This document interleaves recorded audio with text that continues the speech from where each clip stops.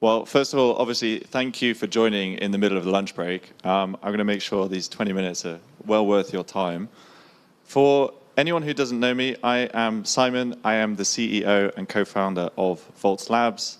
I want to actually just quickly start off with a show of hands as to who has heard of Voltz.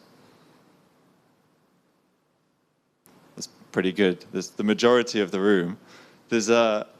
I also want to just go a little bit deeper down the rabbit hole just to really try and get your attention post-lunch. Who has seen this meme by Voltz Labs? All right, there's a good group here, which is obviously the team, so that's reassuring. I promise you this talk is not about memes. In fact, actually, it's completely the opposite. Because what I'm going to be really excited to talk through today is a new product that we've been building at Voltz Labs that we actually haven't even announced externally yet. So we've been talking to some teams, right? But everybody else in this room is also going to get a sneak peek at this new product.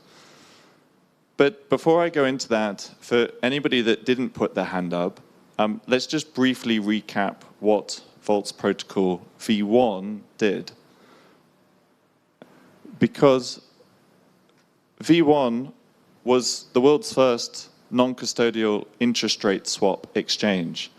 For anyone who's not familiar with interest rate swaps, it's actually the biggest market in the whole of traditional finance. It's cartoonishly large. There's around a quadrillion of notional traded each year in TradFi interest rate swaps.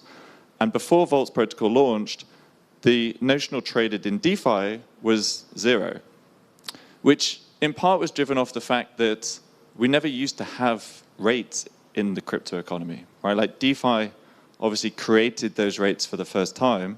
And then we had the merge, which was the previous slide. And that obviously triggered kind of the existence of essentially like a base rate for the whole of the ecosystem. And when you have rates, particularly when they're volatile, you typically need a derivative market to exist off the back of that. And that was essentially the thesis behind Voltz Protocol V1. And that was launched by the community on the 1st of June last year. And actually, since then, there's been a phenomenal amount of trading. So in aggregate, there's been a total of 30 billion of notional traded on the protocol. Actually, through the course of last year, whilst the whole of CeFi was imploding, actually Voltz Protocol was growing at an average of around 30% week on week. So it's pretty phenomenal growth. And what that meant in terms of, or rather to put that in context, right, earlier this year, actually Voltz Protocol was the third biggest exchange by notional traded in the whole of DeFi. So second only to Uniswap and DYDX. Just gives you an idea of the kind of adoption that has taken place. So there's been a lot of growth, and yet we're launching a new product, right? So there's going to be even more growth going forwards. And before I talk about what that new product's going to be, I just want to set the scene a little bit in terms of the problem that that new product is solving.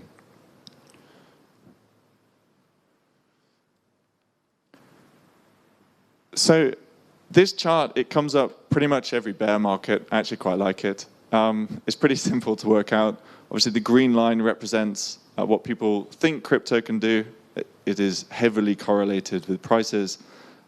Then the purple line reflects what we can actually do in crypto.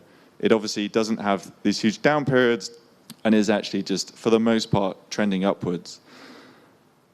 And the reason why I like this slide is it maps perfectly across to the problem that exists in DeFi at the moment, where I can essentially replace that green line with the amount of liquidity in the sector, where TVL is down from around 200 billion at its peak to about 40 billion today. So there's about a 5x drop in the amount of TVL.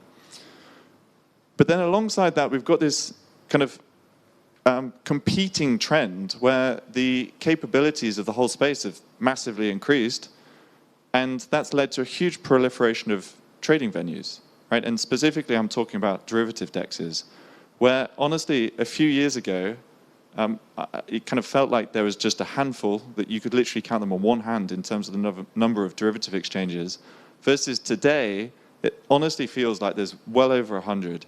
Like I myself actually struggle to keep up with the number of new derivative exchanges that we have.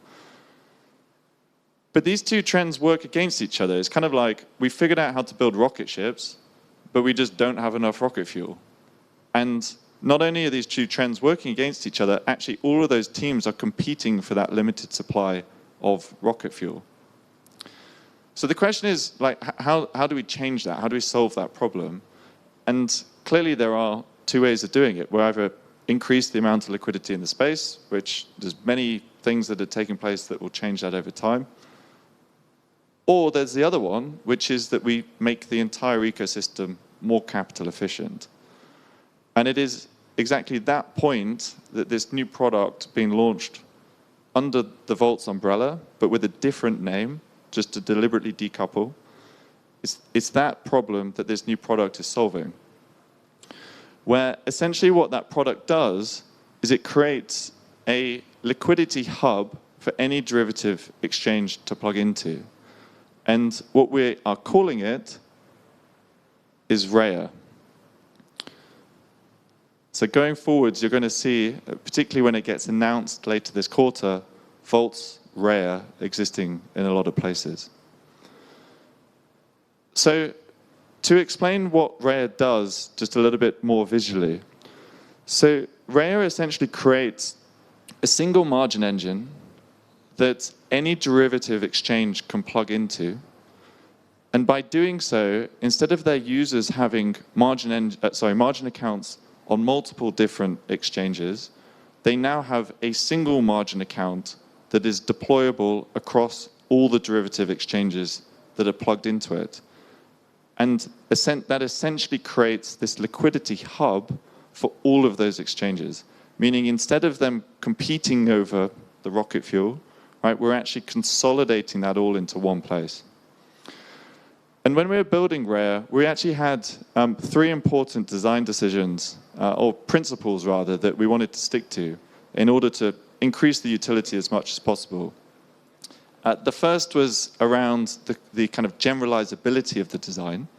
So we wanted it to be able to work for any instrument and any exchange mechanism, which is what we figured out. So that means you can have perps, you can have rates, you can have options, you can also have order books, you can have AMMs, RFQ models, all plugging into this one single module.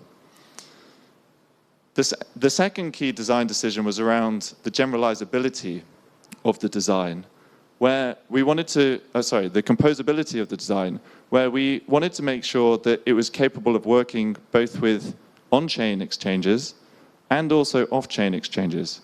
And there are some CeFi teams that we're talking to at the moment that are looking to migrate their settlement and kind of margining capabilities on-chain, and Rhea enables this to happen. And then the third one is obviously capital efficiency, where clearly kind of combining it into one single liquidity hub massively increases the capital efficiency. But actually what we've done is we've deliberately gone beyond that, where we've built into the design features that increase the capital efficiency further.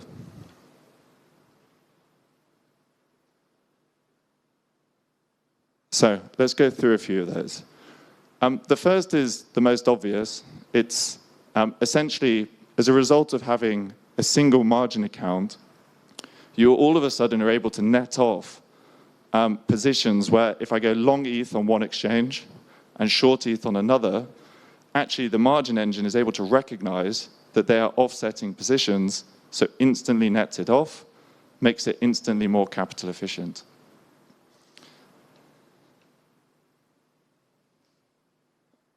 The second is actually a step beyond that. It's around portfolio cross-margining, where within the Rhea design, it's actually able to recognize whether instruments and positions specifically are correlated or anti-correlated. So what this means is that if you go long an ETH perp, but short a BTC perp, in the old world, you'd have two margin requirements which would be added together. Whereas what Rhea is able to do is it's able to recognize that those prices are actually correlated with one another. So instead of adding it together, adding your margin requirements, it's able to recognize that long ETH, short BTC, one of those acts as a form of a hedge. It's not a perfect hedge, but it acts as a form of a hedge to the other, and it therefore is able to reduce your margin requirements as well. And then the third is actually something which is pretty much is ubiquitous, for want of a better word, on every centralized exchange, but hasn't really been built into any of the DeFi exchanges so far, which is around collateral cross-margining. So to explain this with an example, if I go long on an ETH perp that settles in USDT, what Rare allows you to do is it allows you to deposit other assets beyond USDT, so the likes of ETH, even yield-bearing assets like STETH, against that as margin, which dramatically improves kind of the functionality available for traders and contributes to the overall capital efficiency of the system. So personally, I think this is pretty cool. I'm obviously a little bit biased. It's not been announced yet. In fact, it's not live yet. It is about to go into audit, so the code base is stable. The question really is, are there any teams building on it? And the answer to that, actually, despite the fact it hasn't been announced or isn't live, is yes. There are a bunch of teams. Obviously, we're deep in the derivative space. We know most of the derivative teams.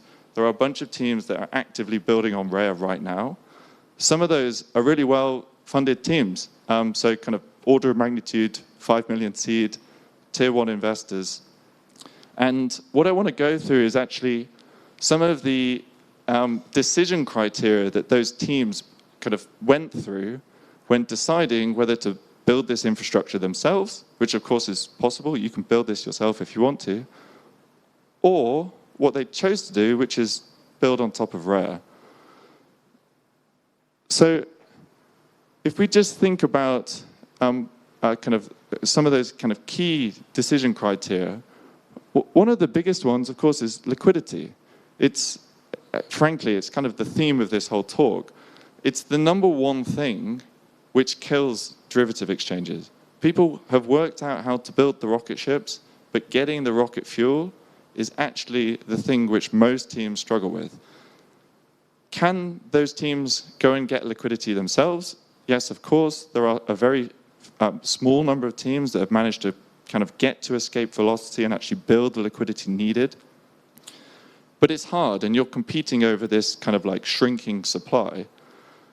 Or, of course, you can build on top of Rare, which is what these teams chose to do, where instead of competing for the liquidity, we are now consolidating liquidity in one single hub, which accelerates their opportunity to grow and accelerates their ability to bootstrap kind of the new products that they're building. So I'm going to put this on the side of Rare. Just as a side note, this is the point where you realize this entire talk is a bit of a shill for Rare. So let's go through kind of another important point when actually building a derivative exchange, which is speed, right? It doesn't get anywhere near enough kind of headspace, I think, from teams. Right? The development cycles in Web3 are unbelievably long, which means that you're burning through cash, you're actually not getting your idea to market, you're not iterating, you're not learning. Could these teams have done this themselves? Yes, of course, but it'd probably take them 6 months to build an equivalent margin engine to what we have with Rare. So they decided to build on top of the protocol. So again, I'm going to put speed on the side of Rare. And then finally, let's talk about features.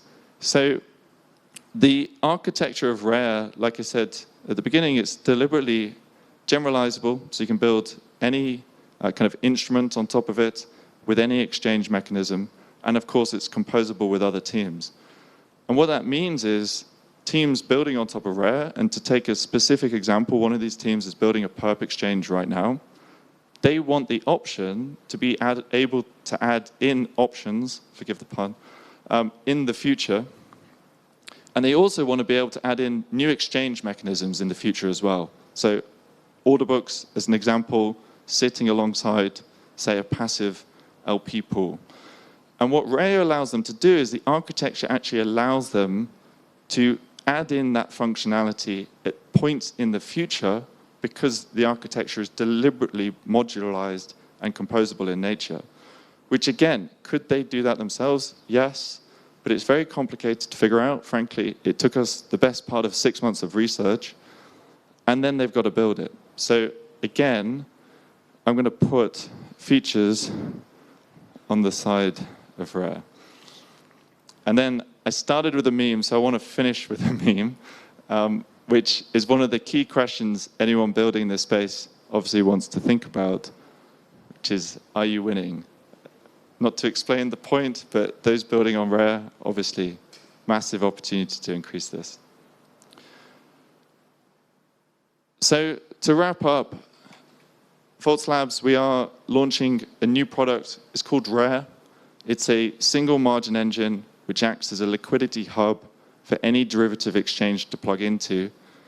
If you're building an exchange, or you're friends with someone building an exchange, or you already have an exchange and you're working on the next version of the protocol, and this kind of piques your interest, please reach out. We really think it's got an opportunity to supercharge people's growth as we look to make the whole space more capital efficient. Cool, thank you.